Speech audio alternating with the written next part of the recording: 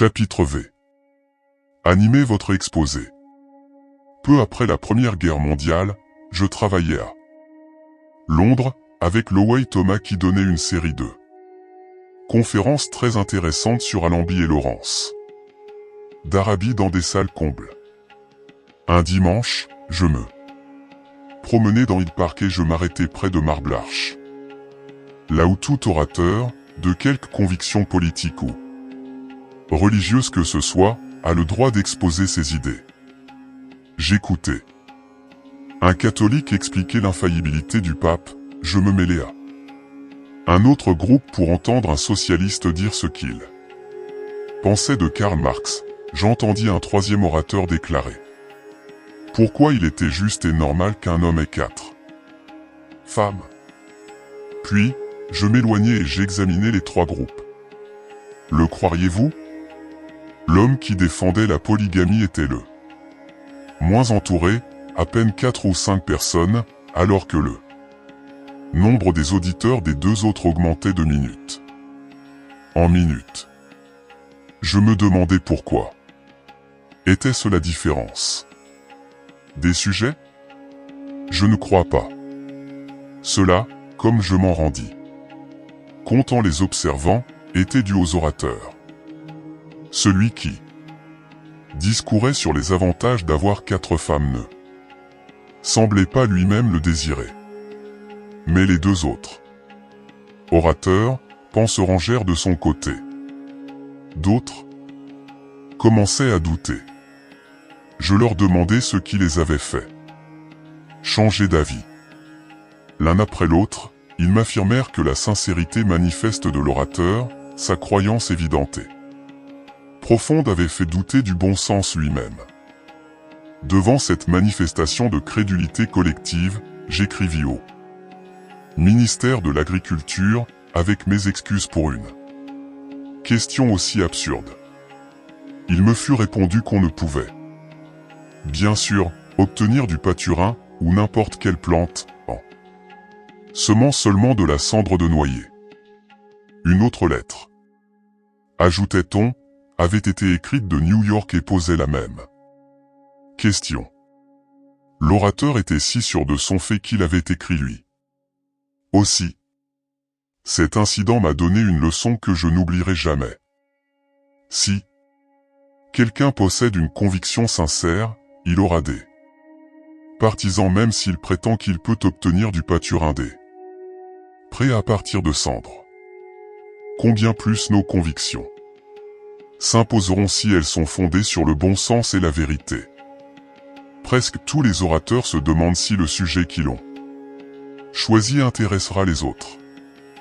Il n'y a qu'un moyen de s'en assurer, enthousiasmez-vous pour votre sujet, et vous n'aurez pas de difficulté à soutenir l'intérêt du public.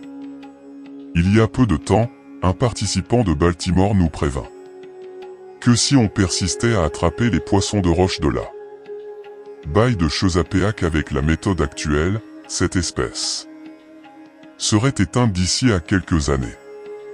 Il était pénétré de son sujet. Il était important pour lui et le passionnait, tout son comportement le prouvait. Quand il se leva pour prendre la parole, j'ignorais qu'il exista des poissons de roche dans la baie de Chesapeake. La moitié de l'auditoire partageait probablement mon ignorance et, comme moi, était indifférente à la question. Mais avant la fin de l'intervention, nous étions tout prêts à signer une pétition pour faire protéger ces poissons. On demanda un jour à Richard Washburn Child, ancien ambassadeur américain en Italie, à quoi il attribuait son succès d'écrivain. Il répondit, « J'aime tellement la vie que je ne puis m'empêcher d'être enthousiaste et de faire partager mon sentiment. On est toujours séduit par un tel écrivain ou un tel communicateur. » Je me souviens d'avoir entendu, à Londres, une conférence en compagnie de E.F. Benson. Quand elle fut terminée, il me déclara qu'il avait eu plus de plaisir à entendre la seconde partie que la première, et cela parce que, ajouta-t-il, le conférencier paraissait plus intéressé par cette partie que par l'autre, et c'est l'orateur qui par son attitude doit susciter l'enthousiasme et l'intérêt. Prenons encore un exemple pour démontrer l'importance de bien choisir son sujet. Quelqu'un, que nous appellerons Monsieur Flynn, était inscrit à l'un de nos stages à Washington. Un soir, il fit un exposé sur la capitale des États-Unis. Il avait hâtivement glané ses idées dans un opuscule publié par un journal local. Son exposé sans ressenti, il était sec, décousu, indigeste. Bien que vivant depuis longtemps déjà à Washington, il ne cita pas un fait personnel qui expliqua pourquoi il aimait cette ville. Ce n'était qu'une énumération ennuyeuse, aussi pénible pour l'auditoire que pour lui. 15 jours plus tard, se produisit un incident qui le toucha personnellement. Sa nouvelle voiture, qui stationnait dans la rue, avait été heurtée par quelqu'un qui ne s'était pas fait connaître. Il n'avait pu faire jouer l'assurance et fut obligé de régler lui-même les dégâts. Il était hors de lui. Son intervention sur la ville de Washington qu'il avait difficilement sorti phrase par phrase, avait été une épreuve pour lui et pour l'auditoire. Mais quand il parla de sa voiture, il bouillonnait comme le Vésuve en éruption. Le même auditoire qu'il avait écouté avec ennui 2 semaines plus tôt l'applaudit alors avec chaleur. Comme je l'ai répété souvent, vous ne pouvez manquer de réussir si vous choisissez ce qui est pour vous le bon sujet. Un sujet à toute épreuve, communiquez vos convictions. Vous avez certainement de fortes convictions sur la vie. Pas besoin d'aller chercher très loin. Ces sujets sont en vous, ils affleurent souvent, ils sont là. Il y a quelque temps, une émission sur la peine capitale fut donnée à la télévision. On demanda à plusieurs témoins de développer le pour et le contre. L'un d'eux était un policier de Los Angeles qui évidemment avait beaucoup réfléchi à la question. Il avait de fortes convictions car 11 de ses camarades avaient été tués en luttant contre des criminels. Il parlait avec la profonde sincérité de celui qui croit à la justesse de sa cause. Les plus beaux moments d'éloquence viennent toujours des fortes convictions et des sentiments profonds de l'orateur. La sincérité repose sur la conviction et celle-ci est autant une question irrationnelle que rationnelle. Le cœur a ses raisons, que la raison ne connaît point. J'ai souvent eu l'occasion de vérifier cette phrase percutante de Pascal. Je me souviens d'un avocat de Boston au physique avantageux et à l'élocution facile, mais dont on disait seulement quand il avait fini de parler. C'est un garçon intelligent. Il laissait une impression superficielle parce que jamais le moindre sentiment ne perçait sous la brillante façade de ses mots. Dans le même groupe, un agent d'assurance, petit et mal vêtu, semblait toujours chercher ses mots, mais quand il parlait, tous ses auditeurs sentaient qu'il pensait chaque parole. Il y a presque 100 ans qu'Abraham Lincoln a été assassiné dans la loge présidentielle du Ford Theatre de Washington. Mais la profonde sincérité de sa vie et de ses paroles est restée légendaire. Bien des hommes de son temps le surpassèrent par leur connaissance du droit. Il manquait de grâce, d'élégance et de raffinement. Mais la sincérité de ses déclaration à Gettysburg, à la Cooper Union et sur les marches du Capitole de Washington, n'a jamais été dépassée. Vous pourriez dire, comme me l'a déclaré un participant, que rien ne vous intéresse spécialement. Pareille déclaration me surprend toujours. Je demandais à cet homme de s'intéresser À quelque chose. Quoi par exemple, me demanda-t-il. Au hasard, je suggérais les pigeons. Les pigeons, dit-il d'un ton ahuri.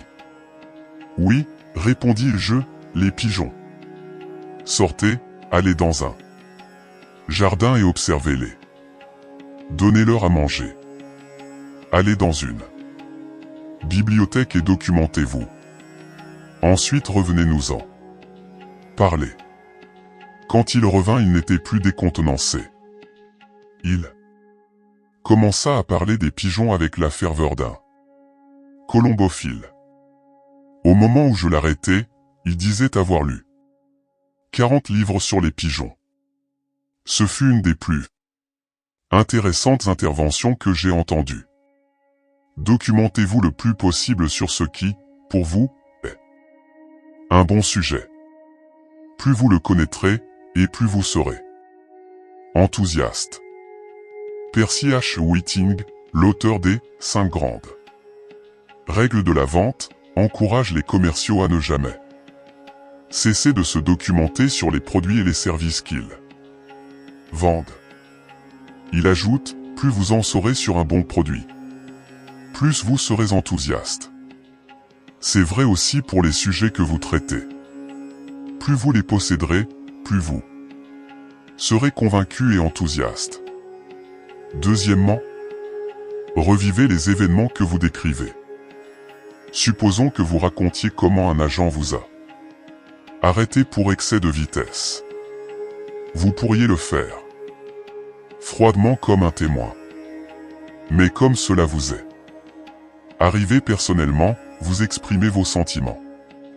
Un rapport de témoin ne ferait pas la même impression sur l'auditoire. Vos auditeurs désirent savoir ce que vous avez ressenti exactement quand l'agent vous adressait la contravention.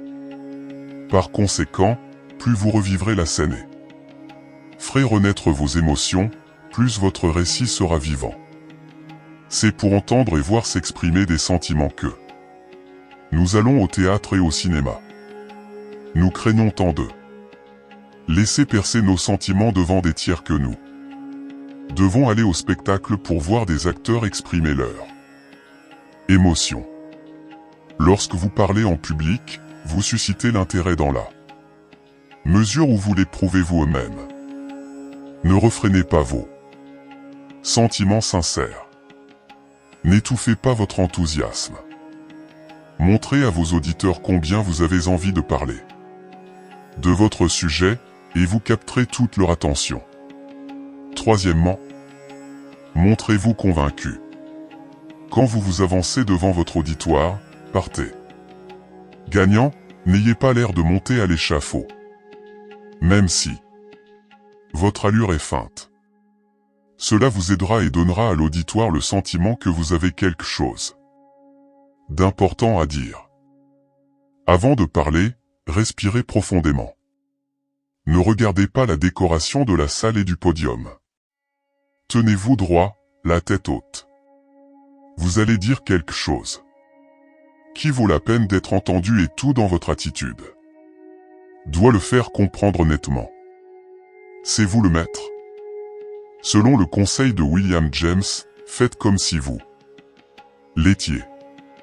Faites porter votre voix jusqu'au fond de la salle, le son vous rassurera. Dès que vous commencerez à faire des gestes, vous serez stimulé. Ce fait de réveiller votre faculté de réagir, comme l'appel Donald et Eleanor Laird, trouve son application. Chaque fois qu'il y a effort intellectuel à fournir.